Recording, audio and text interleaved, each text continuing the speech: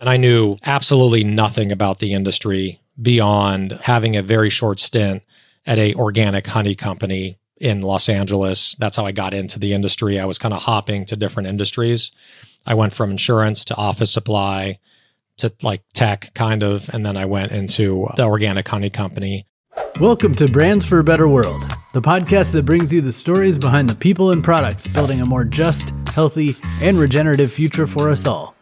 Tune in weekly, and together, we'll learn about why these better products and brands were created, how they're helping fix broken systems, and what you can do to support them. My hope is that you'll discover some new brands to love and get some sparks of inspiration that will help you live your best life. Hi, I'm your host, Gage Mitchell, founder of Modern Species, a sustainable brand design agency helping better brands grow to scale their impact. If you like this show, please help it grow by leaving ratings and reviews on your podcast app and by sharing your favorite episodes with your friends. Maybe this will be one of them. On this episode, I'm speaking with Alex Bayer, founder of Genius Dreams, about the inspiration behind his Genius Juice coconut smoothies, the best moments and biggest obstacles while growing the brand for 10 years, why he decided to shut the business down, and what he's doing now to support other emerging CPG brand entrepreneurs. Then we wrap up with the rapid round question segment. Enjoy. My name is Alex Bayer, and I'm the managing partner of Genius Dreams, which is a consulting agency, very boutique agency that helps with crowdfunding consulting and also general CPG brand consulting with earlier stage brands, typically under 20 million in annualized revenue. And also I'm the former CEO of Genius Juice, which was an organic coconut smoothie and nootropic wellness shot. Awesome. You've got that intro down, and I'm excited to chat with you too, because I love talking about transitions, like career transitions, business transitions, life transitions, because I feel like it's really interesting and relatable for a lot of people. And I know the consulting side is a little bit fresher kind of transition that you're moving into that versus the Genius Juice, which you ran for 10 years. So I'm excited to dive into some of that. First off, I know probably everyone listening to this show by now understands very well how difficult CPG can be, and that there's a lot of challenges along the way, and that entrepreneurs are always having to figure out ways to pivot or making hard decisions. So that's one of the areas of focus I want to just kind of dig a little bit deeper in with you today, is just some of those lessons learned from launching, growing, and then closing Genius Juice, because I feel like not very many people listening to the show will have experienced that full life cycle yet. Yeah. I mean, it's a brutal industry. That's also a lot of fun at the same time. It's an industry that has a lot of passionate entrepreneurs that want to bring a product to the market that could revolutionize the market and make a difference in people's lives. So the premise of it is amazing, from just creating a brand and getting it into the market. The part of it that's really difficult is that the margins are really just not that high in general. You know, they're 40, 50, 60%, at the best, when other industries are well over 100%, whether it's clothing or jewelry, certain retail sales, depending on where. So the fact that it's not a margin heavy business, and then also to compete at a retail level, you need to be constantly on promotion. And then you also need a team of people. It takes a village to build a brand. You got to get people to the stores. You got to get merchandisers. You got to get salespeople. You got to get brokers. The model is very capital intensive. And then when you start talking about products that you're manufacturing, right, not a service, but a product, you have to put a lot of money into that. That's tied up in inventory, raw materials, shipping, logistics, all things that have gone much higher due to the pandemic and due to inflation.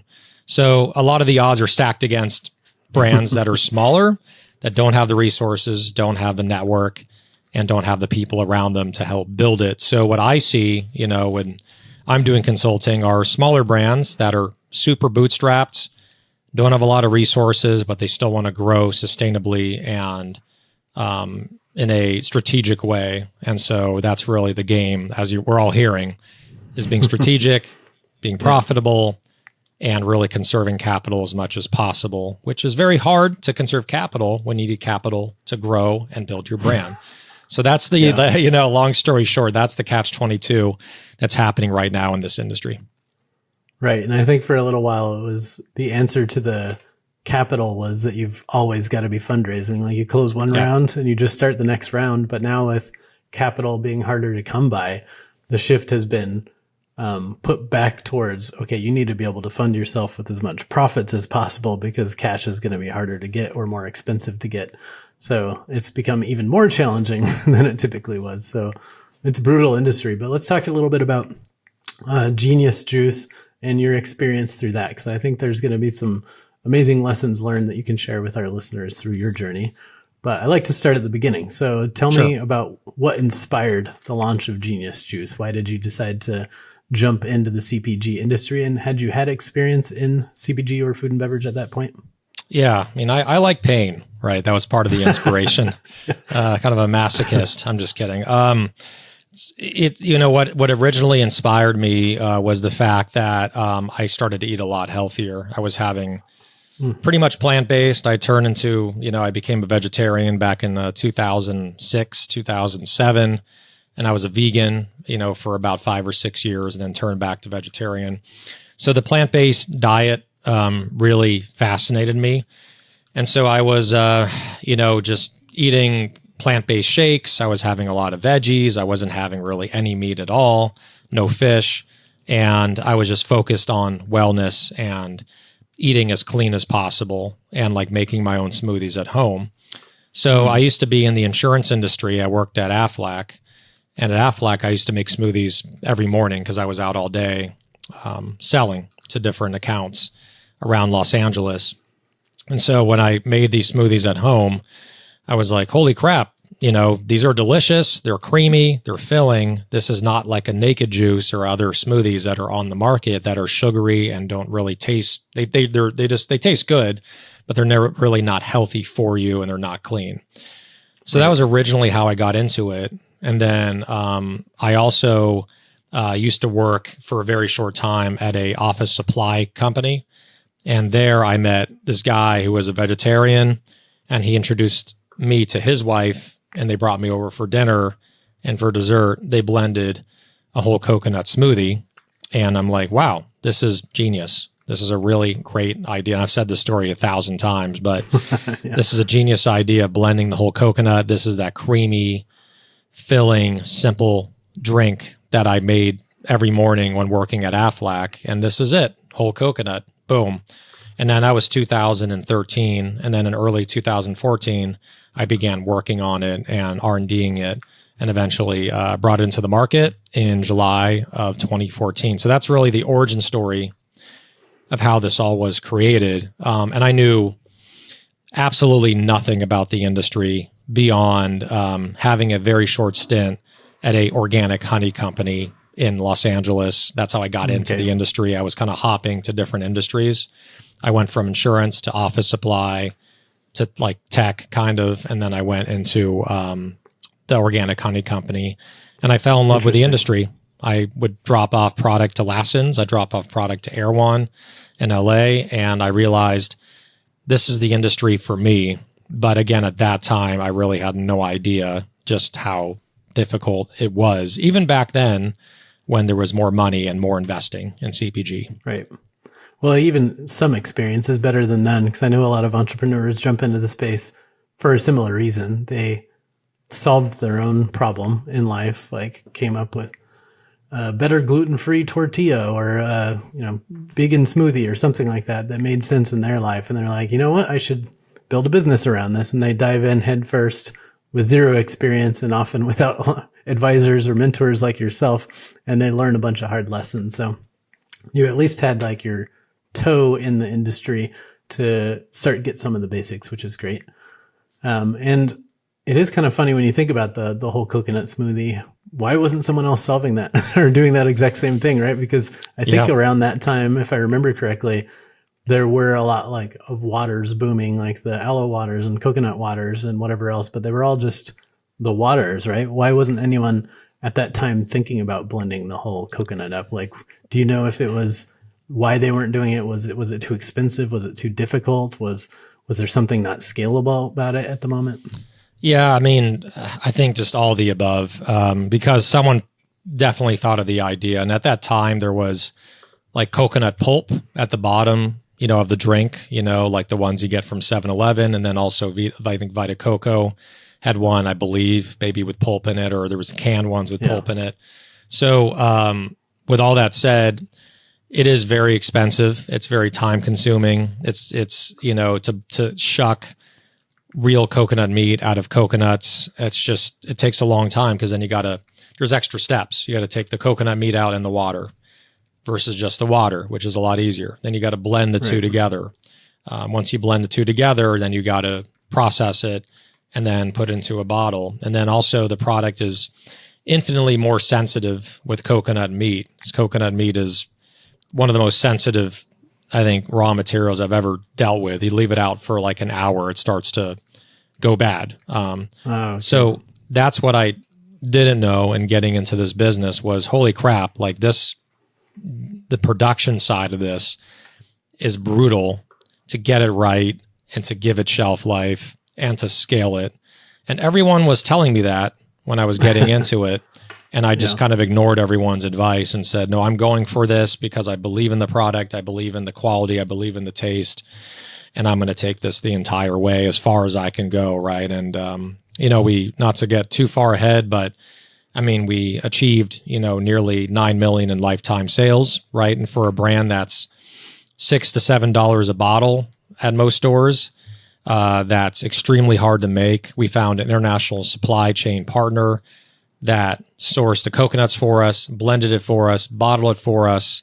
So it came in finished form, which made it a lot easier to make. Nice. But in the early days, we were blending in Vitamixes at a commissary, and we were getting 1 pound bags of frozen coconut meat and like 10-pound bags of coconut water. And it was hard. It was hard. And we were in commissaries for 20 hours blending and bottling. And then we had 14 SKUs when we launched. Again, oh my gosh. didn't know what the hell we were doing. We're like 7 flavors and 2 sizes. Like it was, I wish we had an advisor back in the beginning, because they would have said like, no, like do one to 2, maybe 3. And we went from 14, we went down to 2 from 14. We went to coconut water. We had a coconut water, and we had our coconut smoothie, the original. And those two, the coconut smoothie, the original, was 80% of our sales with 14 SKUs. Oh, wow. So we realized, just go for the original, go for the best. That's what everyone loves. Give the people what they want. And that's where we started building the brand, going from many to 1. And then we built it out slowly to 3. And we stayed with 3 for a very, very long time, up until we ceased operations in 2024. So for basically 9 years, 8 to 9 years, 7, 8 years, we had 3 flavors. And I think that was the magical kind of sweet spot for us. But just SKU selection, not having too many flavors. All these things are very, very important to building a brand right, since you're going to have usually one that's not going to perform well, one that's going to perform really well. And you look at Coca-Cola, for 70 years, they had 1 flavor, right? And they're $1 billion company. So there's something to say about that. Right. I feel like a lot of new entrepreneurs want just lots of options, maybe because they're not sure which one's going to sell the best at the beginning, right?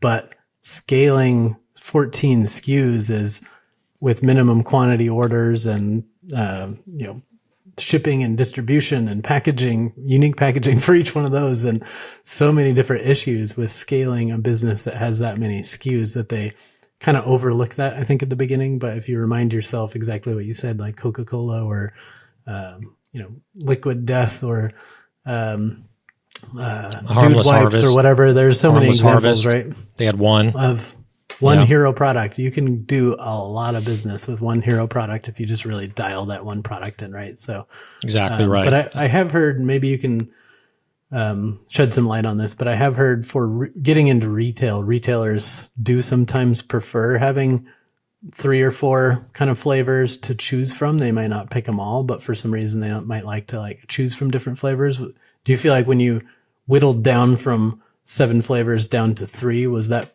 part of the driver of keeping all three instead of just scaling the one hero SKU was that retailers were wanting more options? Yeah, I mean, I think like brand blocking is really important, and a lot of buyers are like, oh, we don't want the product to get lost on the shelf, right? With only one flavor. So, I mean, we were able from 2015 to 2018, 17, 18, 17. We only had one SKU. We had the original. We got rid of the water because we're not going to try to compete with the big boys. Let's do something that makes us different and really stand out. And with that one SKU, we did 400,000 in yearly sales, which for a small brand was commendable.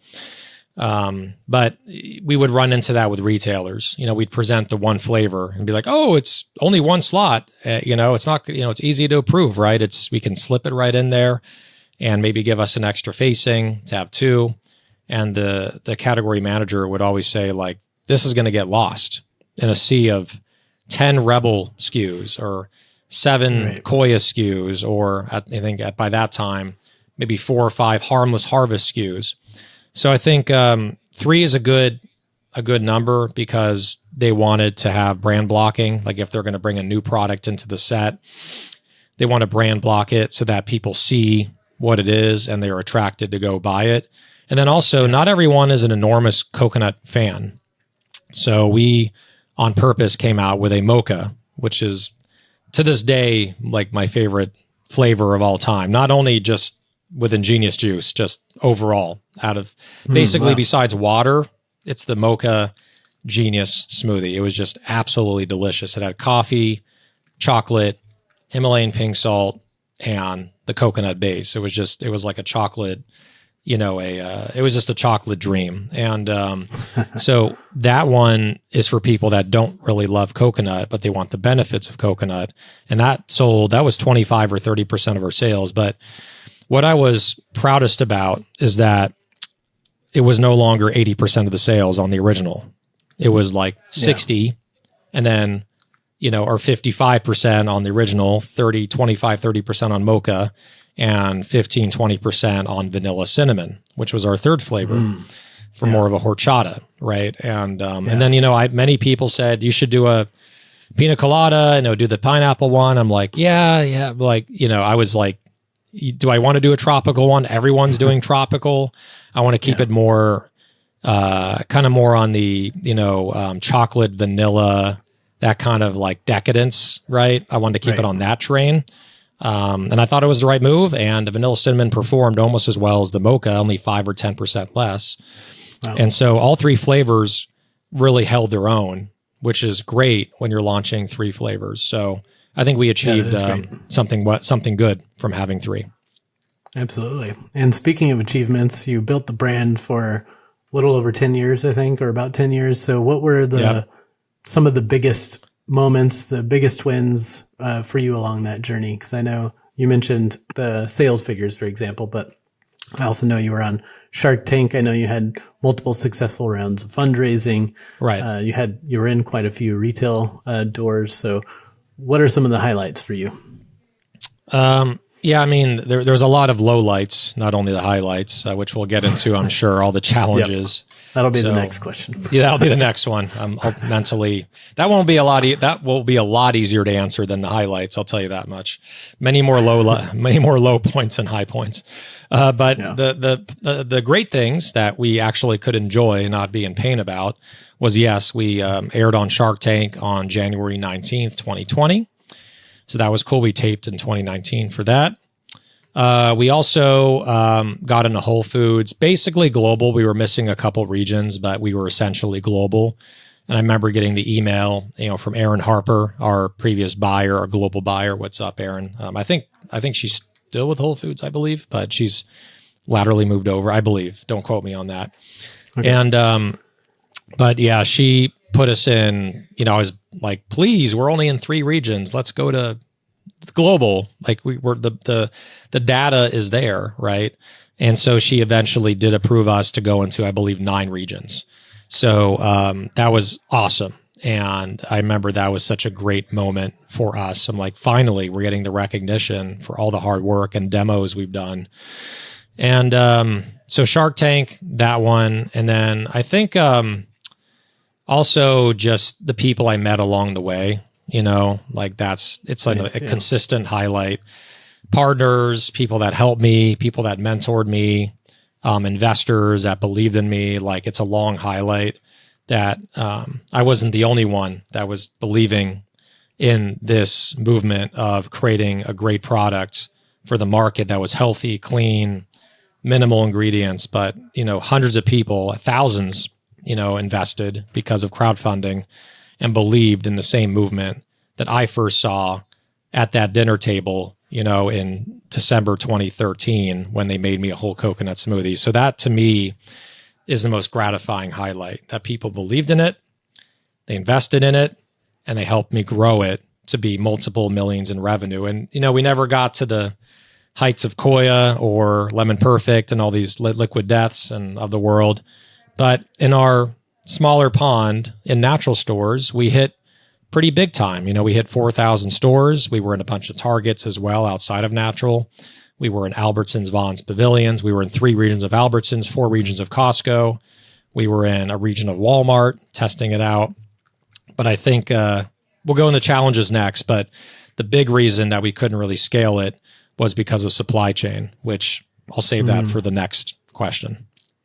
Well, that's a good segue. I could ask a lot more questions about highlights, and maybe we'll touch back on them. But since you mentioned it, all CPG is hard, as we alluded to at the beginning. But I've also heard the beverage category can be especially hard for various reasons, whether it's cold chain or competitive shelf space, or fighting against companies like Pepsi and Coca-Cola who own a lot of the distribution or shelf space, et cetera. So can you talk about what you felt like were the kind of biggest obstacles you hit while trying to grow Genius? Yeah, I think the biggest obstacle was the supply chain, as mentioned. Shucking real coconut meat and blending it with coconut water fresh, and then processing it, meaning pasteurizing it so that it has some kind of shelf life in it, and having the shelf life be enough to where, you have some time to distribute across the country and not worry about short shelf life. It was just hard. We moved to 4 different co-packers. We had tons of bloating issues in the very beginning because when we made it ourselves, if anything was in the machinery, right, some kind of bacteria that we didn't know about, it would bloat the bottles. And, we were not perfect, right? We did our best, but we weren't professionals at making products.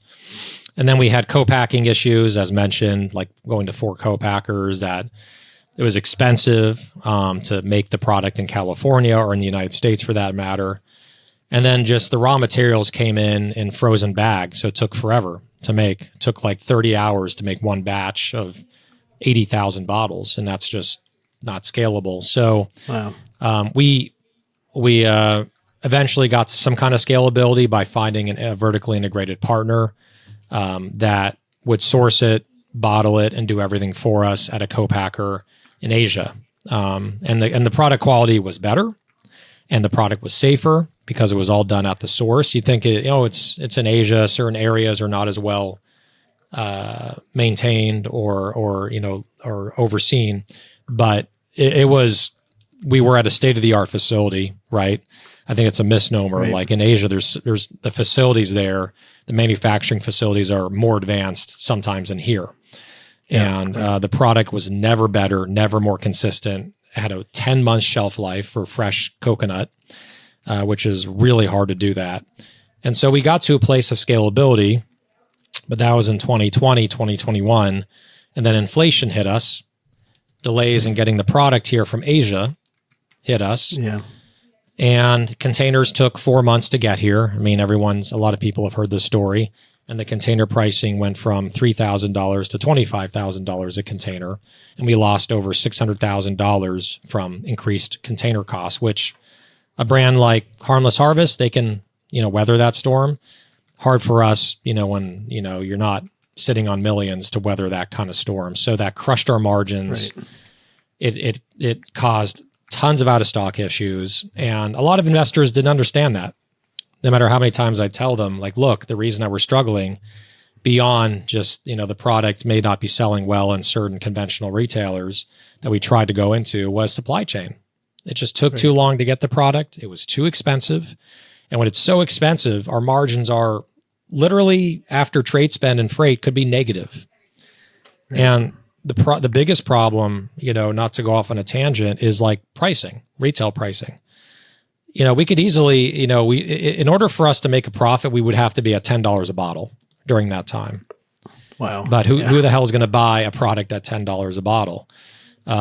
So we had to keep the price somewhat the same, a little higher. We went from like $3.99, $4.49 to like $5.99, $6.49.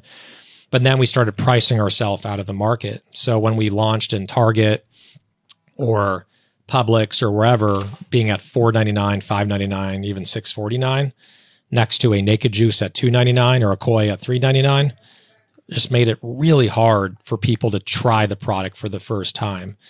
And that was the missing component, I think, to this entire puzzle, was not enough people tried it to really know how great it was to get a reoccurring customer, right? A lifetime customer. So I think that also really hurt us as far as trial goes. And you can't be on promotion all the time, because then you start losing more money. So, right. we can go on forever on this, but I think if your supply chain's not set up correctly and your margins are too low and it takes too long to get the product and you're having out of stock issues, it just leads to a world of hurt in this business.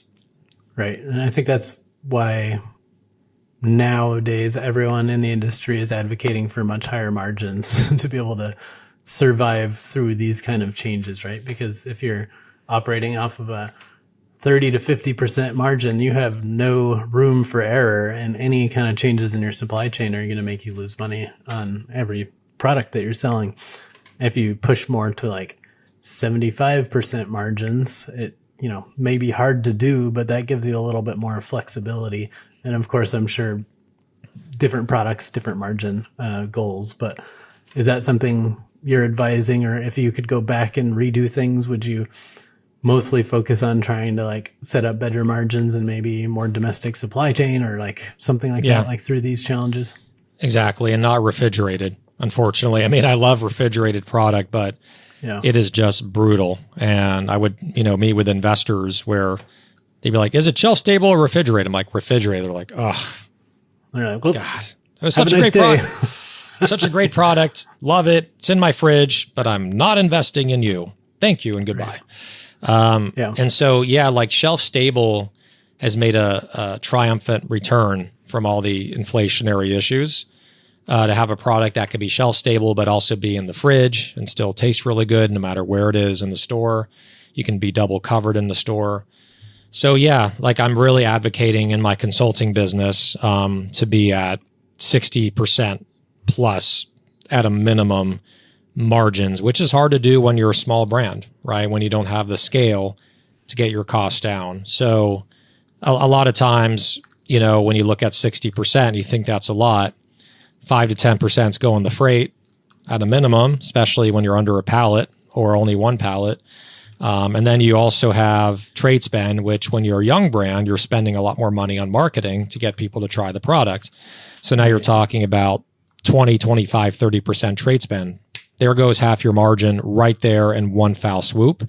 And then you have chargebacks, right? So that's another whole thing, whether, with these national distributors, and I'm not demonizing them, that's just their structure, whether it's Unify, whether it's KeHE, whether it's CNS, not singling anyone out, you're going to have chargebacks of some kind. Some will be erroneous. Most will be hopefully legitimate. And, that cuts down your margin another 5, 10%. I do want to commend Unify though, where they have a flat SSA program at 2.5% for a lot of the usual chargebacks that brands face. So it brings more transparency and predictability to your budget when you know what the trade spend, when you know what the chargebacks are. But even with those, you're still going to be outside chargebacks from Unify, outside of that program. So most brands don't know what they're in for. And then when they get into bed with a national distributor, they're like, man, I thought my margin was good, but I'm getting my checks in the mail. And it's like, I invoiced them for 10,000. I'm getting like 6,000 back. Or even less. Yeah. I've heard some horror stories There's a lot of horror stories, or maybe I owe them money, right? If you're like a debit balance or something. Right. And it's also I the timing of that too, right? It's like not just, when you think of a business, it's like I sell you a product and I take money right away, and then I've got cash flow to make more product and sell more product. But with this industry, you're spending money on ingredients and manufacturing and shipping and getting into retailers' hands, et cetera. And then you still have to wait a while to get your check. And then, like you said, your check is probably not going to be for the amount you were hoping it was for. So it's like, that's where all the cash intensity of this industry catches people off guard, because there's delays in money and there's reductions of what you thought you were going to get. And you got to somehow make all that math work at the end of the day and still have some money to grow. It's tough to do that without outside investors. And then when all of a sudden the investors get shy, then what do you do as a business? Yeah, right? where do you get the money from? It's such a challenge. It is. It's really not to belabor the subject, right? But it's brutal on the cash flow side, because, like you said, Gage, how capital intensive this business is. So there are ways around that. Not to get into like consulting mode too much here, but going with distributors that always pay you on time. That's a great place to start. Whether it's High Touch, whether it's Rainforest, whether it's, local distribution, whether it's Good Stuff up in San Francisco, whether it's Shoreline that distributes to coffee shops here. There's other ones in Texas. There's ones in Florida that the owner cuts a check themselves, and they're going to pay you on time because they care about you. And even though they're taking more margin, you're getting paid on time. And then there's also factoring agents that can advance the money to you, and they take 1% to 2% of the check. But it was funny. We used a factoring person, and he dropped for years, and he dropped every national distributor from the factoring agreement. Because he said, wow, I'm not getting paid on time from these people, and because they get the money, right? It goes to them. Yeah. They front you the money, then they get the money, and then they take the fee. And so he's, I remember him saying like, and then this one distributor, I'm like, getting a check for 40, 50% less. So you owe me money now because I fronted you too much, and they're gone. I'm not financing this distributor again. So it's funny when at the end of the agreement, to solve a problem and then found the problem. They couldn't get around the problem, right? No. And they were like losing money. They're like, we can't finance these because we're in debt now. And so at the end of the day, they were financing just High Touch, just Rainforest, just, these like local distributors that, High Touch were the only ones that paid, besides one check getting lost in the mail in 8 years. And I'm going to have Czar and the team, everyone listen to this interview. Like I'm going to timestamp it and send it to them because it's the truth. They did not pay us late once, except when like checks got lost or they switch over to new accounting software, like something had to happen. But if they sent us 200, 300, maybe 400 checks in our partnership with High Touch, maybe 3 of them either were late or got lost, right? So I wish everyone was like them, but unfortunately they're not. So anyway, side tangent, High Touch is a great distributor, so shout out to them. That's a good shout out, yeah. Sharing resources like that is part of why we do this podcast, to help others learn from our lessons and get good advice. Speaking of advice, I know that the refrigerated, like kind of cold chain category is especially difficult. We touched on that a little bit, that just said that it's kind of a challenge, but can you talk about some of the main reasons why it is a challenge? So if anyone listening is thinking about going into a kind of cold chain refrigerated or frozen type of product, like what they should be looking out for. Number one, it's expensive. Just, cold chain, logistics, warehousing, it's more expensive. So that's one. Number two, the shelf placement is also very, very limited as well, So like to get into the dry shelf, there's a lot more room, right? There's aisles and aisles of dry shelf, right? But to get into the cold box is very limited. There's very tight space. And especially if you look at the premium juice set, right, at Whole Foods, let's call it Whole Foods. Sprouts is a little more adventurous. Like Sprouts is bringing a lot of new brands and they're trying out new things. But Whole Foods, to me, they're really hunkering down on the brands that make the most sense, and they're expanding those sets with those brands with more flavors. Olipop is a really good example. Like I haven't seen the last time a new probiotic soda came in, right? It's been all the greatest players, and instead of bringing in a new brand, they're just bringing in a new flavor of Olipop. Let's bring in the banana cream. Why? It's going to sell well. Why bring in a whole new brand? Yeah. So I think that model makes it a lot harder to do refrigerated because of the limited space, and then also you have limited shelf life as well. So you're dealing with out of code issues, chargebacks because of out of code issues, either at the warehouse or on the retail shelf. So yeah, if you can create a product that is shelf stable but tastes great refrigerated, like one of my clients is Mela, the watermelon water. I don't know if you know Mela, Gage. Yeah. Okay. Yeah. And so you've had it. And where are you out of, by the way? Where do you live? I'm in Olympia, Washington. Olympia, Washington. I heard Washington, but I forget what city. So Mela's probably up there. They're like in Sprouts and 7-Elevens. And it tastes great refrigerated or shelf stable, like either way. But it tastes especially great when it's refrigerated because it's crisp and fresh. So yeah, I think, just product creation and product market fit is the most important thing, and creating something that the market really wants, or they want it, but they don't know that they want it yet. And there's brands out there that have proven that, they create something that you think would never succeed, like Ora Bora, right? It's just weird. It's weird, like sparkling with weird names, and it's like really quirky. Like when I first saw him, like, is this really going to hit? But he knew something that everyone else didn't know, that people are going to be attracted to weird, cool, innovative flavors of sparkling beverages. And, they're doing tens of millions in revenue, or Harmless Harvest with a $5 bottle of coconut water when everyone else is $2, right? At 7-Eleven, right?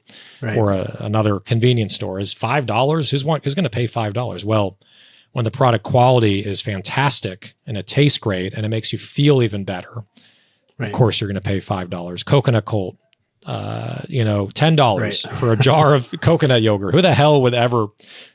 Whoever even on their think website, I went to much. buy some off their website because I can't find the more unique flavors at my co-op or my local grocery store co-op. Right. And I went to their website to buy some, and I think it was like $30 or $50 a jar because shipping and everything, right? Yeah. So it's heavy. It can get it's crazy, heavy, and it's refrigerated, and it's 1 day shipping, right, or 2 days.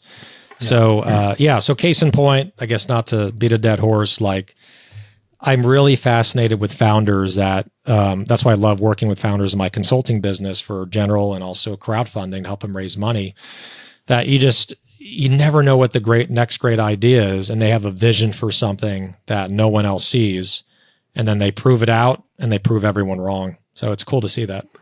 Yeah, I mean, everything's possible, but there's going to be a lot of cards stacked against you, and there's a combination of timing, a little bit of like luck around world circumstances that maybe you couldn't have planned around, but just you happen to hit the timing perfectly on that kind of thing, or just be, what people are looking for at that time, so on and so forth. But if you want to increase your odds of success, then, learn from people and learn what works and avoid some of these obstacles. But if you truly believe it, it could be possible. So give it a shot. Like Midday Squares is another example of a refrigerated product that does well, right? Because most people aren't going to the refrigerated section to look for a chocolate bar. They're going to the refrigerated section maybe to look for some produce, some energy drinks, some fruit juices, etc. So like for them, it's especially difficult probably because one of the other notes I was going to say about refrigerated that can be difficult or frozen is finding it. Like let's say you're a gluten-free bread and you need to go into frozen for shelf life or whatever. Most people aren't going to the freezer section to look for their bread unless they have a very specific reason to, like they know you're there, right? So some products like a Midday Squares could have had a really difficult time getting customers to even find them. If you're in a place where 90% of the products in your category are over on the shelf stable in one of the aisles, and you just happen to be off in some other spot of the store that's difficult to find, that can be another challenge too. But obviously there are ways around it. Some people make it work. Yeah. I mean, I would argue that, being in the shelf stable bar aisle is, it's like a wall, with like 100 different brands. It's a sea of different bars. And so Midday Squares, again, with the challenges of being refrigerated and the supply chain and the trucking and the warehousing and increased costs and the short shelf life, they're on a shelf with giants. They're on a shelf with the very select brands. It's Core, the Core Foods bar, Perfect Bar, and maybe one other local brand or something like that. Like Sprouts has, I think, 5. They have Nellie's bar, which is more chocolate. It's chocolate, right? Yeah. Just like Midday Squares. But there's not that many, and it really pops out. And I think Midday Squares, the execution of it, social media and all that stuff, right? We can talk about for hours, but essentially the execution in store with the caddy, with the colors, with the name, getting people to come over and try it because of social media, it worked. And when they first came out, and I tried them, is this really going to work right next to Perfect Bar and all the big giants that have been around for 10, 15 years? And obviously they proved a lot of people wrong that it does. So I think, again, there's a pro and a con to being refrigerated. And the pro is not many people are in that section. Right. So if you're thinking about going refrigerated, just make sure you're doing it for the right reasons and that there's not an easy answer to take the easy pass and go shelf stable or something like that. But if you can find a way to make it work, or if it does fit for your product or for your customer or something like that, then go all in. But it is going to be more difficult. Yep. So good notes there. Exactly. So obviously lots of challenges along the way. I think every brand experiences lots of challenges. And to your point, a lot of founders get into the biz before they know all these challenges. So that's why I like your podcast. That's why I do this podcast. There's so many more resources out there. Startup CPG, Naturally Network is growing. There's all these kind of infrastructure and spaces for new entrepreneurs to go and learn some of these lessons before they make the mistakes themselves. So I'm hoping that future entrepreneurs will have a few less hurdles to overcome on their journey, thanks to people like you, paving some of that path for them and then coming and sharing your story with others. So yeah, I think it's great. Definitely. No, I appreciate you, man, and appreciate what you're doing here. And this is a community. We're here to help each other. And I wish I had this, whether it's a podcast to learn from. There was no Taste Radio. There was no CPG Vibes. There wasn't your podcast. None of this really existed many, many, many years ago. And so there was no Startup CPG. That started in 2018 or 19, I believe. And so we're a community and we need to help each other because this is really hard. And there's a lot of pitfalls, like you said. So the more we can help each other, support each other, help us avoid catastrophe, we're all in this together. And that's really the attitude that you have and I have, doing what we do to help others and really pass it on. I've been doing this 10 years and I've learned so much. So if I can help other entrepreneurs, for them to be successful, for them to avoid mistakes, for them not to be out of business in a year and survive, that fires me up, makes me feel good, helping others. Yeah, I like the way Will from IQ Bar put it. I had him on the show to talk about his concept of experience upcycling, because we're all going to have experiences, right? And you can just live those experiences and move on, or you can upcycle those experiences into lessons that you yourself learn and or share with other people. And I think that's kind of what we're doing here to some degree, is taking your experience and upcycling it into a form of advice that will help a lot of other people. It's helped me. I had mentors early on that without them, I wouldn't be where I am. So I want to help others just like I've been helped. Yeah. And I think this moves us into kind of talking about the difficult, I'm sure, decision to shut the business down after 10 years. And the reason I like sharing these stories is most businesses will eventually shut down.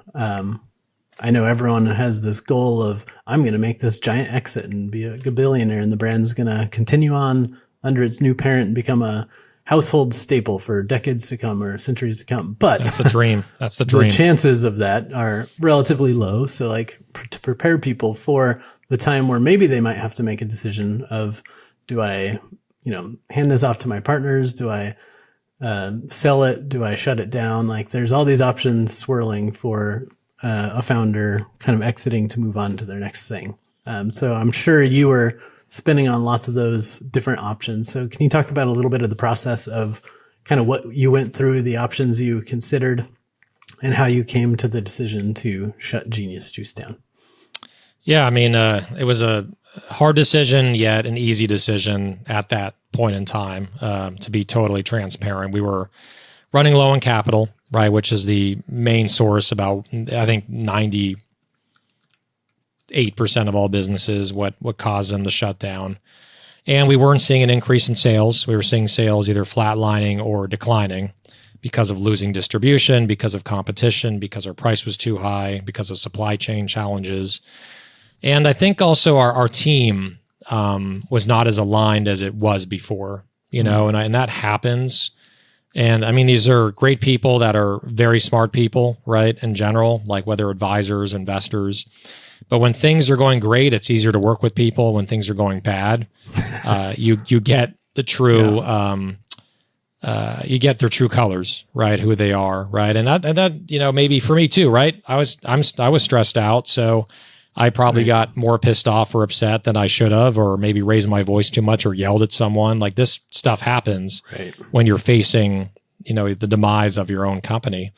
And so I think I'm not only blaming others, but also blaming myself that maybe we weren't cohesively connecting as much as we should on how to move forward together and turn this company around.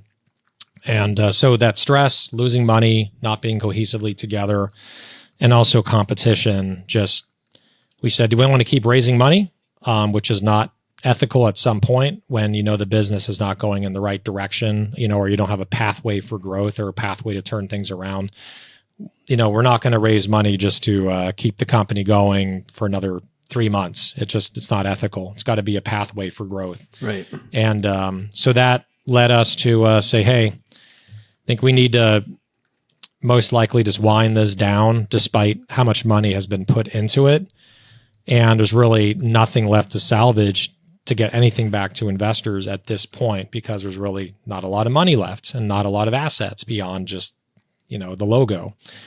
So that led us, in early 2024 to say, we need to, move on with our lives. And the legacy of Genius Juice lasted 10 years, and we gave it everything we had. I mean, I gave it everything I had. Yeah. And then some. Probably nearly killed myself many times working on this business and pushing hard and getting burned out over and over. But the other side to it is that also on the personal side, not feeling great, not feeling healthy, feeling extremely burned out, not mental, not clear because of all the stress. The stress just kills you. You just can't think clearly and get out of it. And then also, we have a 19-month-old son, and at the time when we shut the company down, when we were thinking about it, he was like just turning a year old. And I'm looking over at him like, I eventually want to spend more time with this kid, like my kid. I'm spending some time with him, but the business is owning me, and there's really no balance at all. Never is really a balance, but there was no balance. And that's all I'm thinking about. I need to think more about my family. So I knew that if I can get more into consulting and doing something more flexible, I'm not owned every minute of the day, and I could do it when I want to do it. Obviously, I have clients, I need to, help them, but I set my own schedule. That'd be better for me on a wellness side, and also just better for family. And now, it's not perfect. Nothing's perfect, right? But at least now, I can come home at 5 instead of 8, and I could see my son and wife before they go to sleep, right? And I can have dinner with them, not every night, but some nights of the week. And that's I think that's a good trade-off, right? And we're on this earth, once, I guess, depending on your beliefs, and we have one life, depending on your beliefs.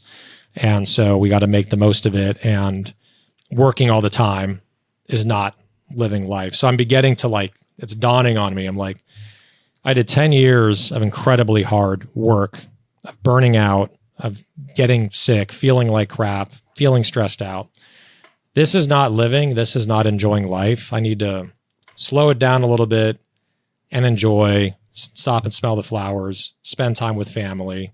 And in the last few months, it's become even more important to spend time with family, getting closer with my mom, getting closer with my sister, reconnecting with friends, going out on a Friday night with friends. I wasn't even doing that. I was so tired that I'd just be sleeping and recovering on the whole weekend, and then going back into it on Monday. That's not a way to live life.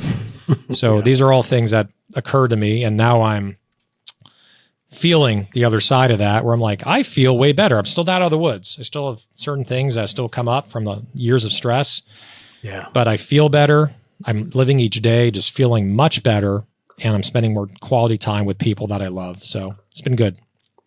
That's great. Yeah, those are all great reasons. And to your point, most businesses that go under are probably going to experience some cash crunch, and you got to decide whether to, suck it up and dig back in and go find more money, or quickly sell a bunch more product or whatever, or you got to, close it because of that reason. But then when you add on, the burnout, the team alignment, the timing, the competition, et cetera, that all makes perfect sense. So I can understand why you say it was a hard decision, but an easy one at the time. Yeah. It was hard on me emotionally, but easy from a logical standpoint. Right. What about the process of that though? Like, I know, like when you have a business that's, I can't remember how many doors you were in at the time. Let's say 300 to 500 doors or 1,000. Okay. Yeah. So like you're in lots of doors. You've got like extra supplies somewhere. You've got employees. You've got distributors. You got all these people you got to inform. What does the process look like for that? Because I think we all saw like what Foxtrot. They did just like shut down one day and job. just like put signs in the door, and the employees found out the same day everyone else found out, and they already had other brands' products en route to their stores. So that was probably not the way to do it. But what was your process like? Like, what advice would you give to others who've decided it's time to shut down? Yeah, I mean, there's an ethical way to do it, an unethical way to do it. I think it was unethical the way that Foxtrot did it. Hopefully they have an explanation for that, but a lot of people got hurt in that and lost a lot of money. Some people may have gone out of business from that, right? If they were so small and Foxtrot was their only big customer, right? There's no easy answer, but you definitely just want to be in communication as much as possible. So letting people know someone's going to get burned at somewhere along the way, because if you're going out of business, that means you ran out of money. So you can't pay everyone. You can't pay investors back. You can't pay your creditors back. But at least being in communication ahead of time so they can brace for it.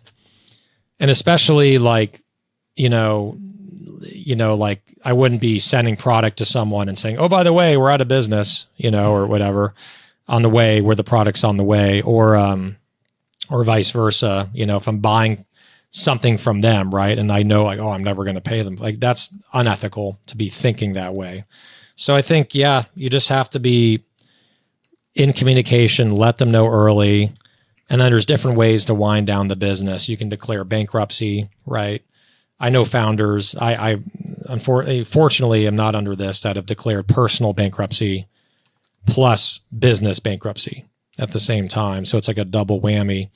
I do advise any founder out there that's building a CPG brand and taking loans, do not put a personal guarantee on those loans. Don't put in all your money into the business. Try to find investors or banks that can loan you the money, but do not do personal guarantees. I don't think ever, unless you're in such a place of power and they have a lot of reserves that you can do it.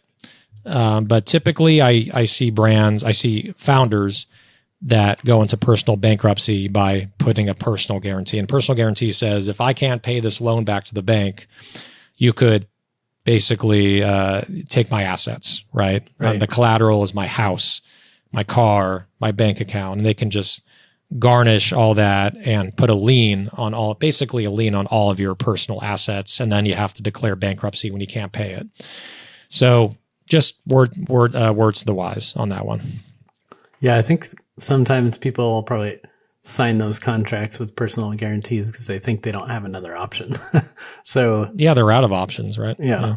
But I've had, whether it's office buildings that I'm signing a lease with or others ask me for a personal guarantee, and I just flat out said, no, I'm not going to do that. Come back with different terms and we'll negotiate, or else I'm walking. And so I think sometimes you have to be able or willing to do that if you don't want to get in a personal guarantee. So it's a good note, but I think it all depends on the situation, but I appreciate you mentioning that because not everyone knows that that is an option that you can say no. Yeah. And I mean, a lot of people are like, I need to keep my business going, so I need to get this extra loan. But if you're not sure if the business is going to succeed or not or survive, then don't do the personal guarantee. And then SBA, right, the business loan from the Small Business Administration, if you go over a certain amount, they make you do a personal guarantee. And so you're like already deep with them on a loan. And then they're like, hey, if you want to get more money, you got to sign off a personal guarantee over a certain amount. And so a lot of founders get sucked into that where they're like, well, I need more money and they've already given me money. Might as well sign this. And I was kind of close to signing one, to be honest. I didn't sign it, but with the SBA, we got a certain amount of loan and then we needed more. And I'm like, it wasn't a big amount of money, but I'm like, let me do a personal guarantee maybe to get this money to do the next production.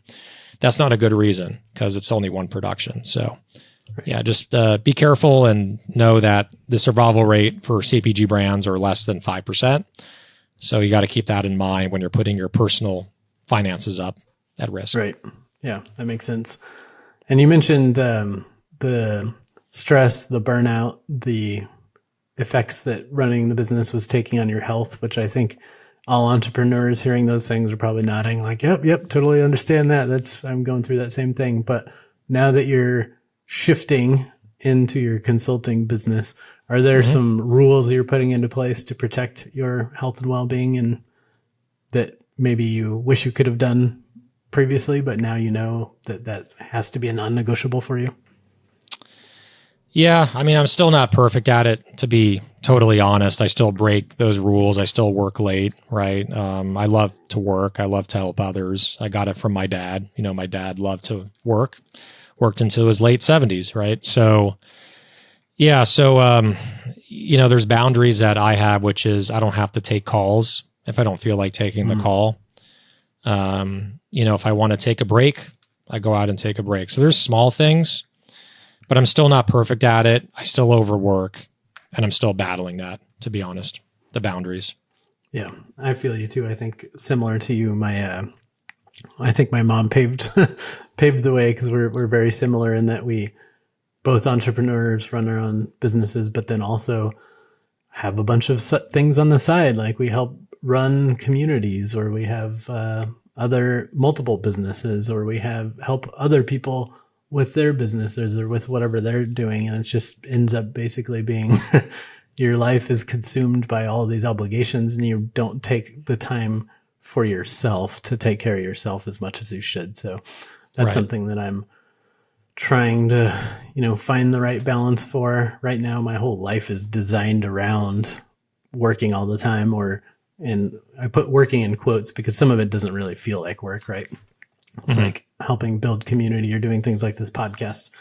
Like this is just fun and rewarding for me, right? But it's not me going out to exercise or going out for social engagement per se. So it's something I know I need to work on, but it's a challenge. It's hard because you believe in all these things you're doing and you want to give it your all. And it's kind of fun at the same time too. So you neglect some things you shouldn't.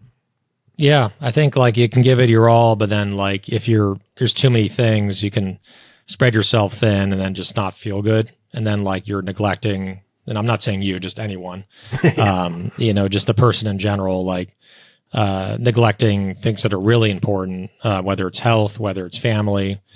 And so like that's been a battle for me to like, okay, let me keep family first. Let me spend more time with them. Let me go to yoga, right? Like take time out of the day to go to yoga, take time out of the day to go for a run. And I've been doing a better job at that, but I still, it's a work in progress, right? Yeah. Well, let's talk about your new consulting business, Genius Dreams. So obviously you've got 10 plus years of experience yourself building a CPG brand. And along the way, I know you've done various kind of advising or consulting with other brands. So now you're kind of pivoting to just doing that full time. So can you talk a little bit about what kind of services you're offering through Genius Dreams and what the ideal client looks like for you? Sure. Yeah, I'll keep it really short and sweet, which for me is like 40 minutes. Just kidding.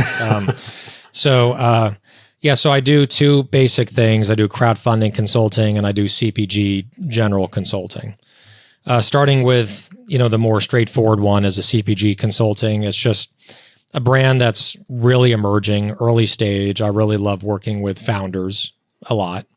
Founders that are either beginning to put together their branding, packaging, the formula, the brand name, the look, the logo. And I help them with all that to put that together, or they're bringing it to market and they want to scale it to the next phase. And so I specialize in helping them do that the right way, right, in the right distribution networks. And also I'm a connector. So I connect people like I've done in the CPG community. Oh, I know a formulator that can save you I saved a client $8,000 last week. Oh, wow. Nice. Going with a different formulator, right? And one that's still really good, but more affordable. Getting them to the right co-packer, getting them to the right warehouse, getting them to the right marketing partners. Because there's great ones, but there's also a lot of terrible ones in this business that charge a lot of money and don't really do a lot for you. So I connect them with the right partners. So that's my CPG business. I don't really focus on like scaling them to like 20 million. I'm not like a accelerator. I'm not like LA Libations or Beyond Brands. I don't want to be that big of an outfit. I just want to like help the founder, CEO to CEO from that lens and help them get their business off the ground and start to scale it and put the right guardrails in place. And then with the crowdfunding consulting, I help brands raise money online. So I help them on WeFunder. I help them on Start Engine, rarely, but sometimes on Republic. I don't really deal with Kickstarter because Kickstarter is not a securities-based investment platform, but WeFunder and Start Engine, they both are. And so I help brands, whether it's Painterland Sisters, right, that's raised 1.24 million, or brands that just launched, Mela, who on WeFunder has already raised nearly $100,000. They have another outside funding that came in there that's over 3 million, but from WeFunder over nearly 100,000, and a bunch of other brands, from Orgo brands to Grown As Foods to, I have 15 different clients, and I've helped raise with them collectively nearly $5 million across all these different companies. So I have really a passion. And with Genius Juice, we raised 1.7 million on WeFunder and Republic. This is the old Republic. They kind of changed the way they're doing things. But I love helping founders raise money. VC capital is really hard, if not impossible, to find for a young startup brand that's under $1 million in revenue or doing maybe 5 to 10 million in revenue. Even that's hard.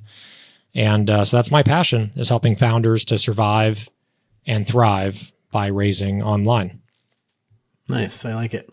And as we talked about, a lot of businesses go under because they don't have access to enough capital at the moment. So helping build the business a smart way and helping them get access to capital is going to prevent a lot of entrepreneurs' dreams crumbling around them because they didn't plan or fundraise properly. So that's great. Yeah, I think that's, you said, you nailed it. People need money. And if you're a growing brand and you're young, you can't get money from just anyone, from any investor. Online is a great way to go. And it's also a great marketing tool because you get your product out there and you get 1,000 new investors that could become customers. So that's also a nice added benefit to raising online. Well, great. Now I know who to recommend when I talk to brands who are looking to raise some money. Another thing that I often tell them to look into, and maybe this is in your wheelhouse as well, is looking into grants and pitch competitions especially for some of the really early stage startup founders. I know some founders who won like 15 competitions and raised like $500,000 or whatever to get the brand off the ground through some of those pitch competitions, which I think can often be underlooked or overlooked. And then I know some brands like Confetti, who was on the show, who started her brand by getting government grants, or I know other brands who've scaled their business through government grants for exports or whatever else. So there's monies out there. You just got to know where to look for them. Yeah. I think there's a lot of great resources, some beyond my pay grade on what I know about. but there's government grants, there's inner city grants, there's pitch competitions, there's SBA loans, right? Hopefully with no personal guarantee. There's a lot, that you can find to get money, but just make sure you have a solid business model, that you're not going to run out of capital again. Make sure those margins are cranked up, even at the start. Yeah, makes sense. So I know I've kept you a little bit long already, but if you don't mind staying on for a few more minutes, we'll do a rapid round to wrap up. Sure. I love it. All right. Let's do it. So with Genius Juice going away, what will be your go-to smoothie beverage brand now? My own. Oh, you're going to go back to homemade? Yep. 100%. Nice. Awesome. Love it. Okay. So in that case, I have to do a follow-up question. What's your favorite recipe for making your own smoothie at home? Wow. So I do a base of hot water, and then just to make it emulsify better. And I do, this is kind of weird, but I do Vital Proteins. I do a mix. It's called Genesis, which you can buy online, which is a mix of 30 different vitamins, chlorella, super greens, cacao, functional mushrooms. And then I put in whey protein as well. And then I put in MCT oil. And then I put in a little bit of almond milk, and then I shake it up. And it's not like super sweet, but it's very thin, easy to digest, and it has about 70 to 80 grams of protein. Damn. Yeah, that sounds. And I can ingest it within 3 minutes because it just goes down easy. Yeah. Yeah, that sounds just packed full of micro and macro in nutrition. It's a monster. Like when you have it, you're just flying. Yeah. I had it for a little while I was doing one, probably not as streamlined as that, but I had it at some like smoothie company in Raleigh, and I was like, ooh, that was delicious. But it was a little shot of espresso, banana, almond butter, oats, and then some sort of plant-based milk and turmeric. I think I was putting in, and some cinnamon, and blend all that up. And it was much thicker, harder to get down because of the oats and stuff, but it felt like a substantial meal and kept me fueled for most of the day. But I've gotten lazy. I haven't been doing it as much lately. Yeah, that sounds super healthy and also anti-inflammatory, turmeric. And I'll add too, like that sounds like a great smoothie, is a go-to for anyone who wants to make it is you just put in almond milk, you put in a little banana, almond butter, you put in cacao nibs with mint, and a little bit of a chlorophyll, which gives it even more green. It just looks green and oxygenates you, if that's a word. And it turns into a mint chocolate chip smoothie. Oh, nice. So that's are awesome. Also it's sugar, but it's good. We might have to put out some smoothie recipes or something like that for people now. This is getting me excited. What I miss. That's what I miss most about Genius Juice is the original was a perfect smoothie base, the coconut water and meat. It was creamy. And when I did that with cacao nibs and mint and banana, it was like out of this world. Sounds great. So I think on LinkedIn, I saw that you like to go golfing for kind of a mental health / exercise break. Sometimes I play well. What's the best golf course you've ever played? Well, I'll answer that in two ways. I think the best golf course that I ever played, I actually just played it from a beauty standpoint, is called Sandpiper. It's in Santa Barbara, and it's like ocean views. It's $200, $230 in the morning. That's the most expensive, $170 during twilight. And there's ocean views on half the course in Santa Barbara. But my favorite course, my go-to course, is called Industry Hills, and that's in Industry Hills. And they have two golf courses. They have the Babe and they have the Ike. It's really hard, but just beautiful views and like PGA level difficulty. And like if you play well on that course, you're walking off like, oh yeah, like I can go for it. Nice. So, awesome. Every other course is easy if you can do Babe and Ike at Industry Hills. It's kind of like if you can make it here in New York or whatever, you can make it anywhere, right? Exactly. Love it. Except LA. Just kidding. All right. Okay, so what's the most unexpected benefit of hosting your podcast, CPG Vibes? Unexpected has been just the friendship I forged with Wade. Now I love him so much. He's such a great guy, and I truly value our friendship and everything that we've done together to build the podcast and also just get to know each other more. That's amazing. Love it. Okay. Since this show is all about kind of impact driven and better for the world, who's an impact driven leader you admire and why? I really like Mark Samuel. I really love everything he's about. He's inspired me to do my own podcast, right, with 15 Minutes of Genius and then now CPG Vibes, because he did it first, like the live LinkedIn Live, like the midday, I forget what it's called, like midweek moods or something, like midweek moods. That's it. Yeah. And, he's just so inspiring. He's a weightlifter. He's into health and wellness first and having that balance and and also like how hard it is to be in the industry. He acknowledges that and talks to founders about that. And he's superhuman, like not only in his strength, but how caring he is for others and how he has all these projects going on to help others, whether it's lifting, whether it's the dads in CPG, whether it's the cold plunge. I mean, he's a rock star and I love him and I consider him a friend and a mentor and I love talking with him. And we talk once every couple months and just catch up. But he's always been there for me and he always supported me. And I'm actually going to be on his show, Let's Eat, this week. It's going to probably air next week, but yeah. So shout out to Mark. Yeah, shout out. Indeed. I can't remember the episode number, but he's been on the show before. So if you want to hear more about what Mark's about, listeners, you can just search for it on our site and find him.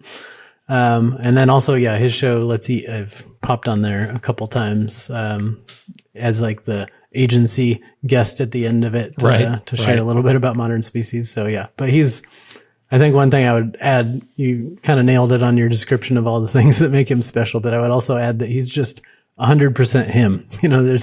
He just goes all in everything. And it's amazing to kind of see that and be inspired to kind of lean a little bit more into becoming your best self and just letting it shine. Yeah. No, you just no unapologetically, I can't even say it. Unapologetically, that could be on the highlight reel, yourself. And that's exactly what he is doing and what he instills on his show, on his show and also on his LinkedIn. So yeah, it's amazing.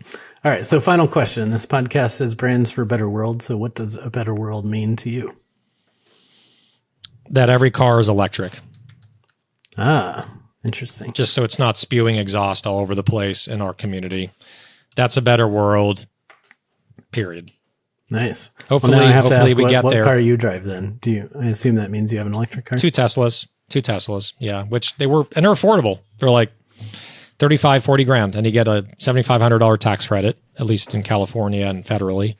So, nice. And they're great cars and they're safe cars. They're safer than their accident rate is much lower than any other car out there because of all the safety features and the AI, auto steering, self-driving. It saves more lives than and avoids car crashes. I've avoided car crashes many times being in a Tesla. And nice. It's political because, of making a Tesla, does it create more of a carbon footprint? Right. But I think what's most important is in society, right, when we're walking around, breathing in the air, that it's clean, right? Right. And so Tesla creates that.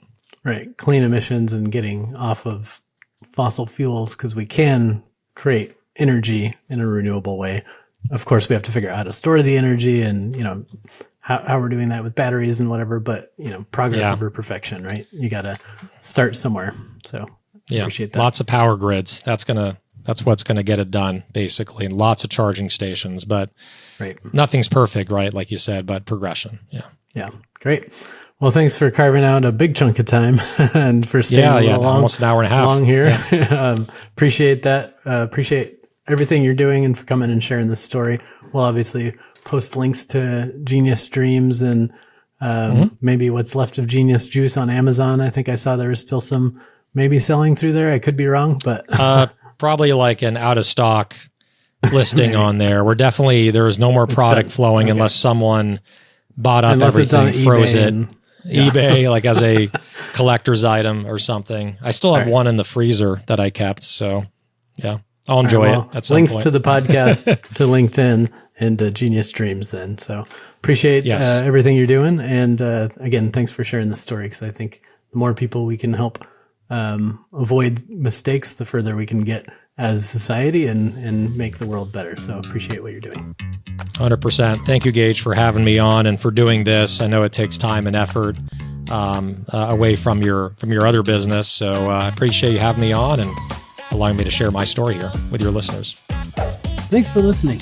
To learn more about Alex or Genius Dreams, visit geniusdreams.co or find him on LinkedIn at Alex Bayer. You can also tune into his podcast, CPG Vibes, on your favorite podcast app. If you like this show, remember to help us grow by liking, reviewing, and sharing. If you're new here, don't forget we have over 100 episodes in the archive. Some might be called Evolve CPG, but it's the same show, so dig in for more goodness. If you consider yourself an impact-driven professional, join me over at impactdriven.community, where we're supporting each other's growth as impact leaders.